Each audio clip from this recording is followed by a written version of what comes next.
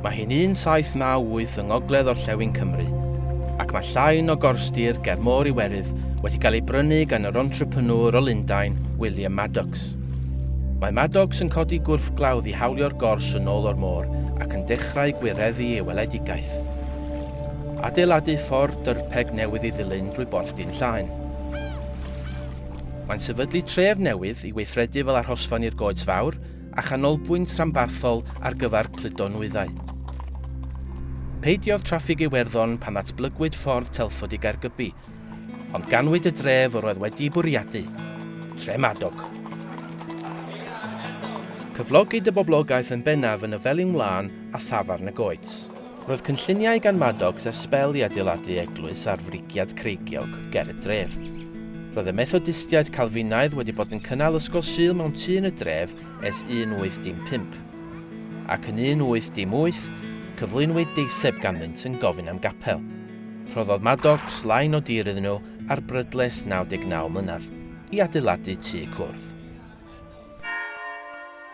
Mawr rhyfeddod i'r eglwys sefydledig, bu Maddox yn annog y prosiect yn ogystal â ganiatáu. Ysgrifennodd yn ddiweddarach, dylai pawb gael chwarae teg ymhyd addysg a chrefydd. Beirniadodd esgob Bangor y penderfyniad, ond amddiffynnodd Maddox ei hun drwy ddefnyddio dameg feiblaidd yr adeiladwyr doeth a ffôl. Eglurodd y byddai'r eglwys wedi adeiladu ar y graig, ond y byddai'r capel wedi ei adeiladu ar y tywod, ac oedd yn ddaearegol wir yn yr achos hwn. Adeiladwaith syml oedd i'r capeli cynnar, ac o'r tu allan edrychant yn fwy fel adeiladau domestig na addoldau, ond byddai capel Tremadog yn wahanol. Roedd graddfa a chynllun ar adeilad yn drofbwynt yn hanes adeiladu capeli yng Nghymru. Y capel oedd un o'r adeiladau mwyaf yn y dref ac un o'r cyntaf i gael ei gwblhau. Cwblhawyd eglwys Anglicanaidd y Santes Fair 19 mis yn ddiweddarach.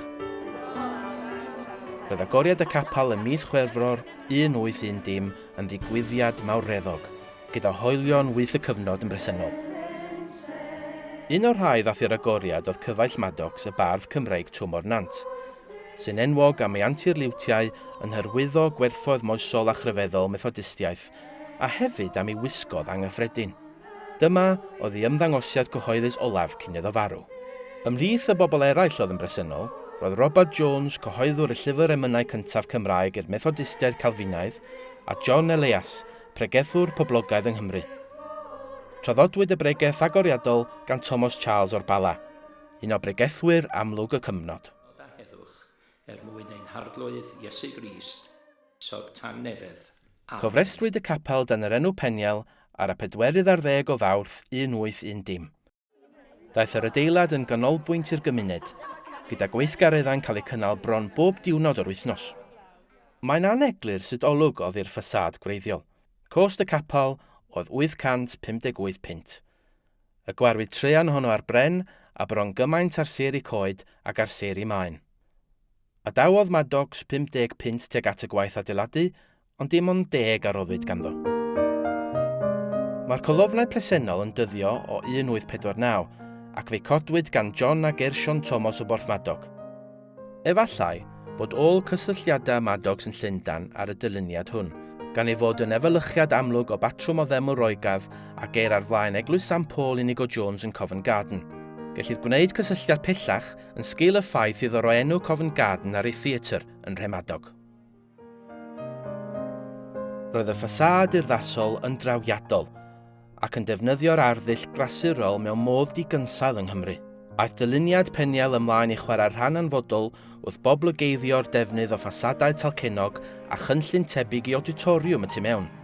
Roedd hefyd yn hybu pensarniaeth glasurol fel arddull a ffafryd gan adeiladwyr yr anghydffurfwyr, gan ymbellhau oddi wrth bensarniaeth gothig eglwys sefydledig.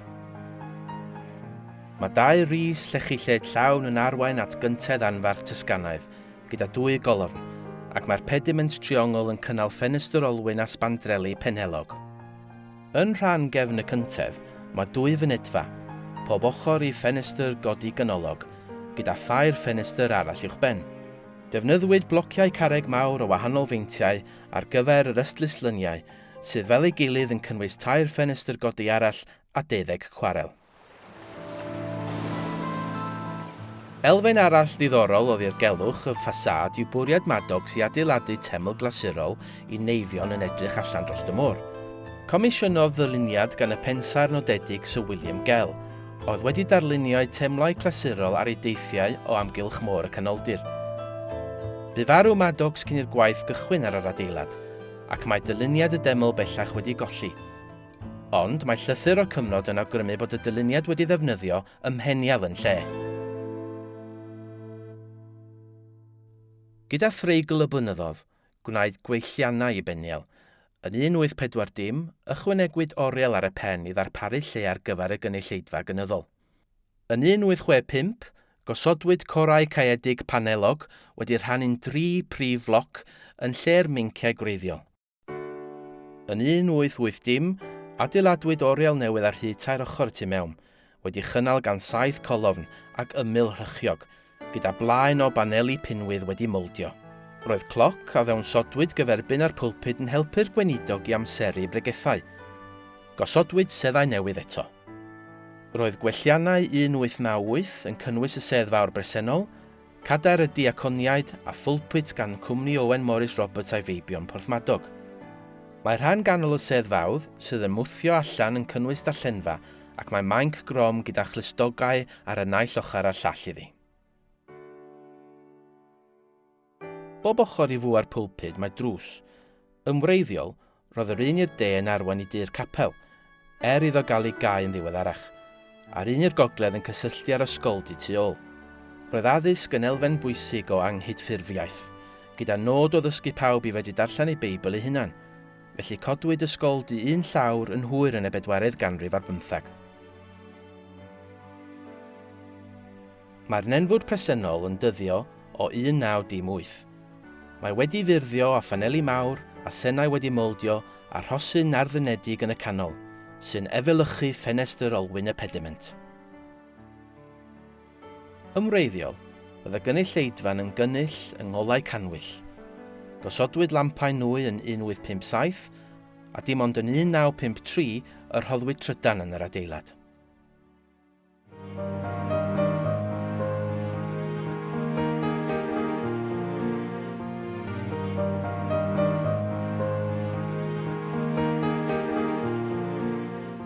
Ni alla'r gynulleidfa gynnal y capel bellach, wrth i'r niferoedd leihau, ac yn y flwyddyn 2002 fe drosglwyddwyd i ymddiriedolaeth Addodau Cymru. Heddiw, mae Capel Peniel yn un o 5 capel yn unig yng Nghymru sy'n adeilad rhestredig gradd 1. Mae ei ffasad ysblenydd yn symbol o frwdfrydedd ac uchelgais anghydffurfiaeth.